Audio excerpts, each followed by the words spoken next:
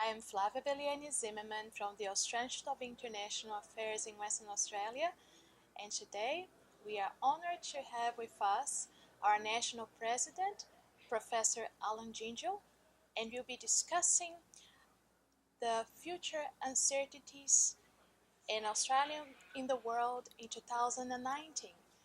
Thank you for being with us, Professor Gyngell. It's a great pleasure, Flavia. Professor Gyngell, if you could explain to us what is the current political environment in the world and what are the current uncertainties in international relations for 2019?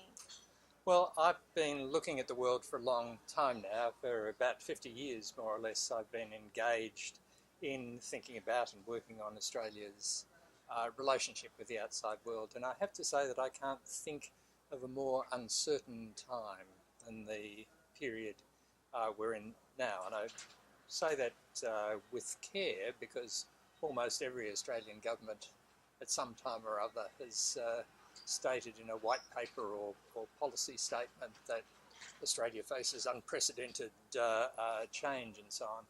But I think what's different about this moment now is that we'll look back on 2018 as being the time that we saw quite clearly that the post-war international order, that is the order that was established by the United States in 1945 with the end of the Second World War, one that was centred around multilateral institutions with broad membership and underpinned by US power and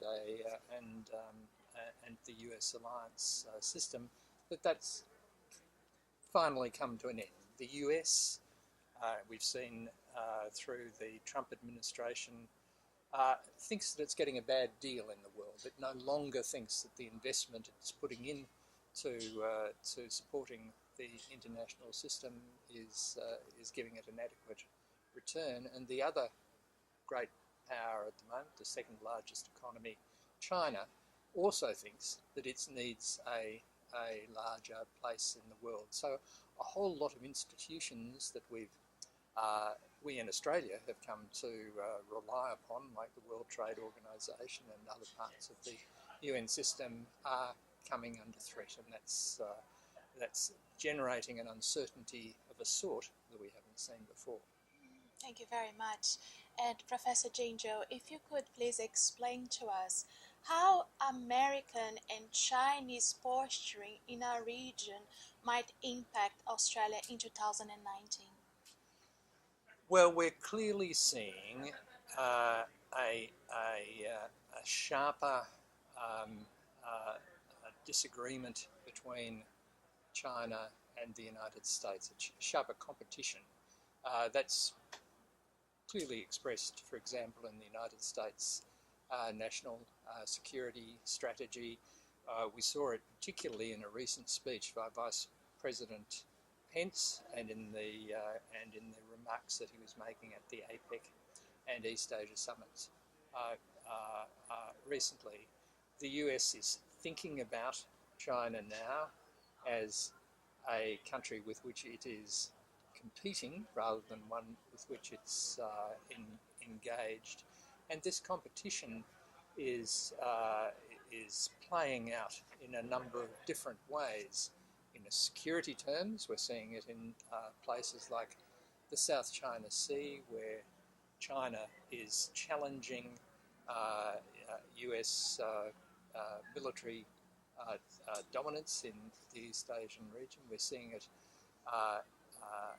economically, of course, in the tariffs that President Trump has put on China, and we're seeing it technologically as well. We're seeing the emergence of a new bipolar division on technology through things like the competition over communications, companies like Huawei. Very dramatically in the last week, we've seen the arrest of the chief operating officer of Huawei for a breach of US sanctions on Iran. Thank you very much. And Professor Gyngell, if you could explain to us, in the light of the global rise of populism, how do you think the resurgence of populist, charismatic leaders worldwide might affect Australia in 2019? Well, one thing that is good about Australia at the moment is that you can't accuse us of having charismatic leaders, I think. And I think that's a good.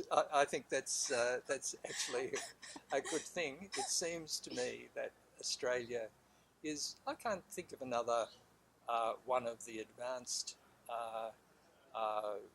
Western democracies and many other countries as well, where the central political divide between the two parties is not a populist nationalist on the one side and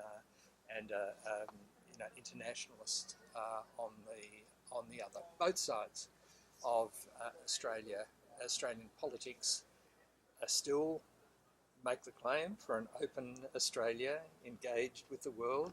Both of them still talk about the importance of multicultural society and of immigration. There are differences, of course. There are differences on climate change, and there are differences on refugees and so on. But at the centre of it all, I think in Australia we have not seen the amount of populism and nativism which has been so prominent and so destructive in a number of other countries, and I personally hope that continues. Thank you very much.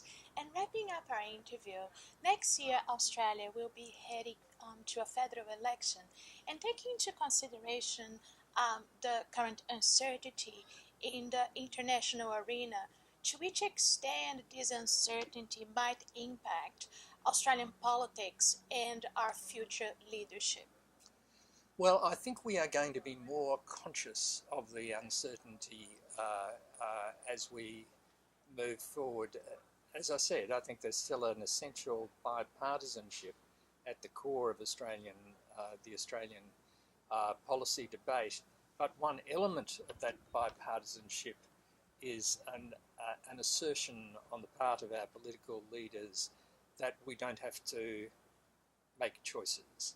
There's still a hope, I think, that the world will continue much as it has been. We heard the Prime Minister, Mr Morrison, saying only last week, we don't, and he was repeating a line of John Howard's, we don't have to choose between China and the United States. So there's still a hope that we won't have to make hard choices, but I'm afraid that such choices are coming upon us with much greater frequency in the past, and hard choices are going to be a much more frequent element in our policy in the future than they have been in the past. So it's going to be a difficult period for whoever becomes government next year. Professor Gyngell, do you think there is a possibility that we might be going to a world of bipolar powers once again? Yes, I think that is a real possibility, and it surprises me to say that, because I didn't think so. I thought that globalisation generally would meant that was past. So I don't think we're yet in an era of a new Cold War, but I think we can see lots of elements of a new bipolarity coming into the world. And one of the reasons is going to be that almost all the areas of technology that you can think about, communications technology, cyber, artificial intelligence, biotechnology, all of these are going to have dual military and civilian uses, and that's going to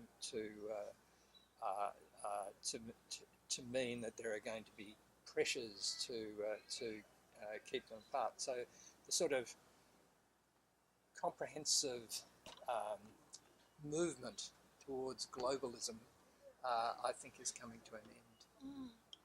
Well, thank you so much for being with us. Thanks very much, Flavia. Thank you for being with us, and for more information, please visit our website www.internationalaffairs.org.au.